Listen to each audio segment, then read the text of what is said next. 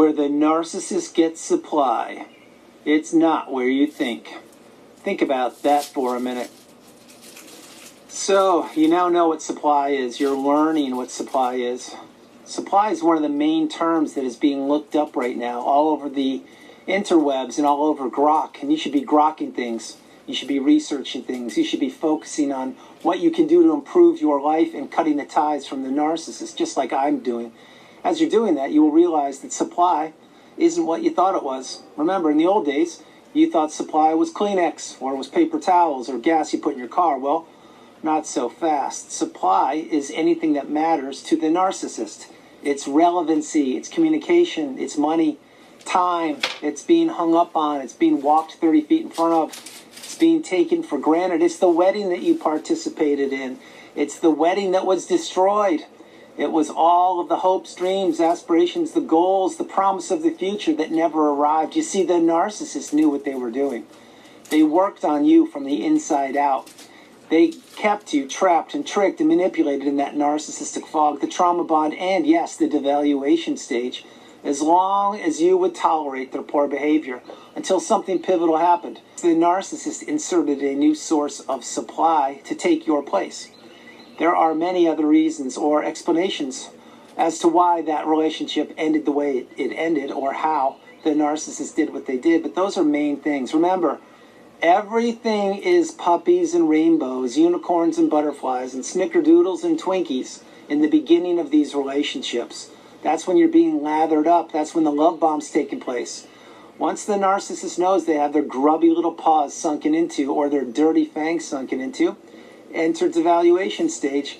The rest is history. Now you are about to go down a long road of abuse, toxicity, manipulation, and you're about to end up at a place called Destructionsville. Way back when in the 60s, there was a TV show out that was one of my favorites. Truth be told, it still is one of my favorites because it is timeless, it is apropos, which is appropriate, and you can learn way more from a 25-minute video from this creator's content than you can watching some other nonsense. This person, his name is Rod Serling. He created The Twilight Zone. That series, I believe, was 6 or 7 years, maybe 5 years. I used to own the books. I watched every single one of them. And I watched them over and over again. I'm revisiting those. And you may say, well, why are you watching The Twilight Zone, Andrew? What's with that? Well, this is bizarro world. Rod Serling was way ahead of his time 60-plus years ago. He saw things that most people couldn't see. Now you're seeing them. I see them crystal clearly. So what I'm doing is I'm digging into, I'm going down different rabbit holes of education and exploration. And yeah, The Twilight Zone is one of them. You should check it out if you can. The original series, by the way, the black and white series. Notice what I shared there. Black and white. The narcissist sees in black and white. They don't see in different shades. They see good or bad, evil or good, or negative or positive. And think about this. Way back in the 60s, was there color TV? Of course there was. Why do you think Rod Serling used the black and white format? Ding, ding, ding. You're getting it. Now that's just one avenue of education I'm going down. And truth be told, it's a refresher for me because I used to watch those shows when I was a kid. But what the narcissist was doing when they were with you is they were continuing to string you along. And they were continuing to have you fight for them and work for them and do things for them and put out the fires they were starting intentionally. You were experiencing what I call death by 1,000 paper cuts, because every time you would be near the narcissist, or every time you would be in their energy field, or they would call you, text you, communicate with you, if you would wake up and they would be sitting next to you, 9 times out of 10 they'd be long gone, you were experiencing abuse. Now this I don't take lightly. This is why this is the relationship you need to heal from. This is why this is the relationship that takes so many people's lives. This is why this is the relationship that you need to understand. This isn't a documentary, not a TV show, not a sitcom, not a series, a thriller, an action, a drama, a horror, a suspense, and no, there's no script here. It is your life. And the narcissist used you as supply. Now, as I opened the video, I shared with you, what is supply? Well, you used to think it was Clorox or Wipes or Kleenex. Well, that is supply, but anything that the narcissist can extract from you is also supply, which means this. Eventually, you will get to the pinnacle, the mountaintop of indifference. If you're not there yet, you will be there. Continue to focus on yourself. Continue to understand more about yourself, mindset, humanity, narcissism, empathy, direction, purpose, and everything else in between. But as you're healing and you're working and focusing on yourself, what is the narcissist doing? The only thing they're doing is slithering off, looking for other sources of supply. And the narcissist is finding it harder and harder, more difficult, if you will, to find grade A sources of supply. And you may say, that's true. Why is that, Andrew? The reason why is because you're gone. I'm gone. There are millions of us who are off the grid, off the radar of the narcissist. Are we living our best lives? You're damn straight we are. We've arrived at the mountaintop, the pinnacle of indifference. We see things crystal clearly. There are 3 versions of you. I've shared this for 5 years. I'll share it again. The first version of you is who you were before you met the narcissist.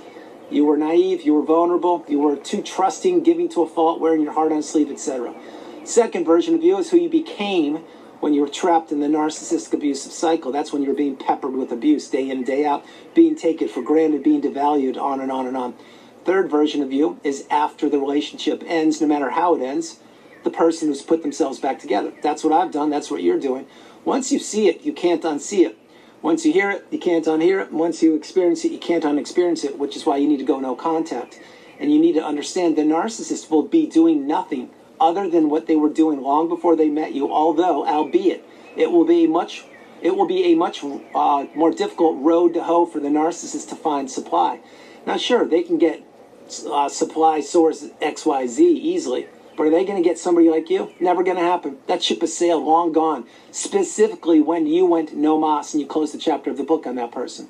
Because there is only one of you, just like there's only one of me. And the narcissist had the best thing they'll ever have in you. See, it will never be enough for the narcissist. You could never do enough for the narcissist. The new supply can't. Nobody can. The narcissist is a petulant child. They need to have their diapers changed. And the whole time the person is doing that, and this is what I did and it's what you did, you're getting abused for doing it. Which means what? It means that no good deed goes unpunished when you're with these freaks. It means that no good deed goes unpunished when they're in your energy field. It means you have to cut them off as soon as you possibly can. Cut those ties, the 4 ties that I coined years ago, the financial, emotional, physical, spiritual tie. Where the narcissist gets supply, it isn't where you think. It wasn't just with you or with your friends or with the old sources of supply or the new supply. No, they get supplied from the minute they wake up when they check one of their 3 smartphones. They get supplied when they hang up on people. They get supplied when they feel that they've gotten the best of a deal. They get supplied when they feel that they've won the competition. They get supplied when they don't attend people's weddings. They get supplied when they don't pay for their own kids' weddings. They get supply when they're not paying their electricity bill. They get supply from dragging out the divorce, the custody. They get supply from not accepting bids on the house that you're trying to sell, even though, let's say that your house that you're trying to sell because you're divorcing the narcissist, say the market of the value of the house is $500,000, and you have a great sweetheart deal, someone's offering you $550, 10% more, and the narcissist needs the money, but they still say no. Why would they say no? Because they don't want to make your life easy. You need to understand this. These people will never change. They're ticking time bombs, they're sinking ships, and they know what they're doing. So everyone, that's the video.